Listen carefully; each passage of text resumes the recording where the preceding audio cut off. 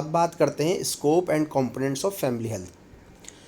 Scope کیا ہے family health کا؟ تو اس کے کمپوننٹس جیسے ہم ڈسکس کریں گے آپ کو اسکوپ بھی سمجھ میں آتا چلا جائے گا. چلیے پہلا کمپوننٹ دیکھتے ہیں. Problems faced by family like broken homes. اب دیکھیے بروکن ہوم بہت بڑی ٹرم ہے، یعنی گھر کا شیرازہ بکھر جانا، عام طریقے سے اگر سمجھنا ہو. ایک فیملی اچھی بھلی رہ رہی تھی، خوش خرم تھے، سڈن ایک ایونٹ ہو جاتا ہے. سے فار ایگزامپل وہاں ڈاکہ پڑ جاتا ہے اور ڈاکے کے دوران کسی کی جان چلی جاتی ہے، مال بھی چلے گیا، لوٹ کے لے گئے. اب سوچئے، ذرا امیجن کریں کہ اس فیملی پر کیا اثر ہوگا. ظاہر سی بات ہے جنہوں نے یہ ایونٹ دیکھا ہوگا اپنی آنکھوں سے وہ سٹریس میں رہیں گے، ڈپریشن میں رہیں گے اور ذہنی طور پہ منتشر ہونا شروع ہو جائیں گے. تو یہ بھی ایک مثال ہے بروکن ہومز کی، اور اس کو سائیکولوجیکل پرسپیکٹیو میں ڈیل کرنا بہت ضروری ہو جاتا ہے. یا سے فار ایگزامپل ایک چھوٹی سی فیملی تھی، میاں بیوی بچوں کے ساتھ، اور میاں بیوی میں لڑائی شروع ہو گئی اور سپریشن ہو گئی. پھر لڑائی فزیکلی بھی ہوئی اور بچوں نے یہ سارا تاثر دیکھا. تو پھر کیا ہوگا؟ یعنی وہ پیرنٹس تو نقصان میں رہے ہی رہے، بچے بھی ذہنی طور پر نقصان میں رہیں گے اور ان کو ایک صدمہ لاحق رہے گا، ان کی پرسنالٹی میں ڈس آرڈر آنا شروع ہو جائے گا. تو بروکن ہومز کی بہت بڑی ٹرم ہے.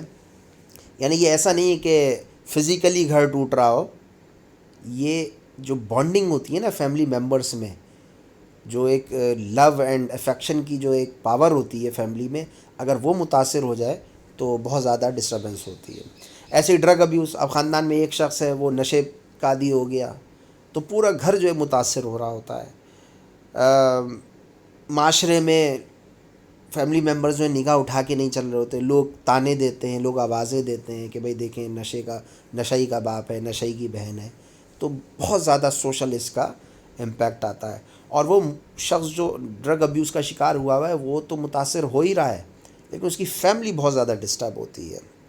اسی طریقے سے جوینائل ڈیلنکوینسی، یعنی کرائم کر رہے ہیں بچے، کم عمری میں اگر کوئی جرم کر بیٹھتا ہے تو سوچئے، ذرا تصور کریں کہ جب قانون اس کو سزا دینے پر آتا ہے، اس کو جیل ہو جاتی ہے، سزا ہو جاتی ہے، تو اس کی زندگی تباہ ہو جاتی ہے. اور پھر گھر جو ہے بہت زیادہ متاثر ہو رہا ہوتا ہے، فیملی متاثر ہوتی ہے. پھر وہ جب سزا کاٹ کر آتا ہے تو معاشرہ اس کو ایکسیپٹ نہیں کرتا. پھر وہ دوبارہ تعلیم، اس کو معذرت کے ساتھ اسکول میں داخلہ نہیں مل رہا ہوتا، کسی اچھی جگہ نوکری نہیں مل رہی ہوتی، رشتہ نہیں ہو پا رہا ہوتا. تو آپ سوچیں کہ پوری زندگی جو ہے اس کی متاثر ہو جاتی ہے. بہرحال پرابلمز ہیں یہ، اور اس کا امپیکٹ ہوتا ہے فیملی ہیلتھ کے اوپر. ڈسیبلٹی اینڈ ریہیبلیٹیشن، ایکسیڈنٹ ہو گیا فیملی ممبرس میں، کسی کا آنکھ ضائع ہو گئی، نابینا ہو گیا، وہ ہاتھ ٹوٹ گیا، کام نہیں کر سکتا، پیر ٹوٹ گیا، چل نہیں سکتا.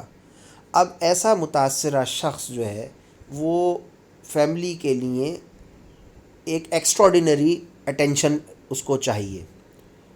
یعنی فیملی ممبرز جو اس کو سپورٹ کریں.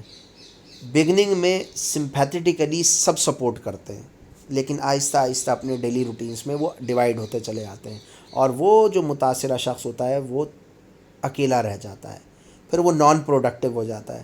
اب یہ بات بھی غلط ہے. دیکھنا یہ چاہیے کہ جو ہو گیا نقصان وہ ہو گیا، مزید نقصان نہ ہو. اگر ایک ہاتھ گیا ہے تو دوسرے ہاتھ تو سلامت ہے، دوسرے ہاتھ سے اس کو کام کرنے کی ٹریننگ دی جائے. اگر وہ ایک ٹانگ سے متاثر ہو گیا تو بیساکھی دے کر، ویل چیئر دے کر اسے کام پر لگایا جائے، اس کو انیبل کیا جائے. یعنی اگر کوئی شخص معذور ہو گیا ہے تو اس کو یہ نہ سمجھا جائے کہ وہ ناکارہ ہے.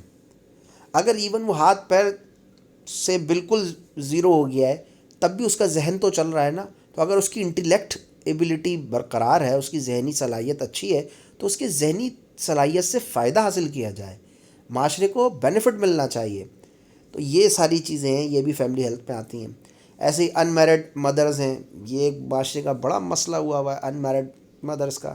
اب اس پر میں بہت زیادہ کھل کر بات نہیں کرتا، لیکن اشارتاً کہ دیکھیے معاشرے کی بے راہ روی جو ہے وہ ایسے مسائل جنم اس میں لے لیتے ہیں، اور پھر ایک ڈپریشن کا بھی معاملہ چلتا ہے اس میں، ایک سائیکلوجیکل ایک عجیب صورتحال ہو جاتی ہے۔ بہرحال اس مسئلے کو بھی ایڈریس تو کرنا ہے، اور یہ ہڈن فلیئر ہے ہمارے معاشرے میں، یہ چیزیں آ چکی ہیں unfortunately, but we have to address.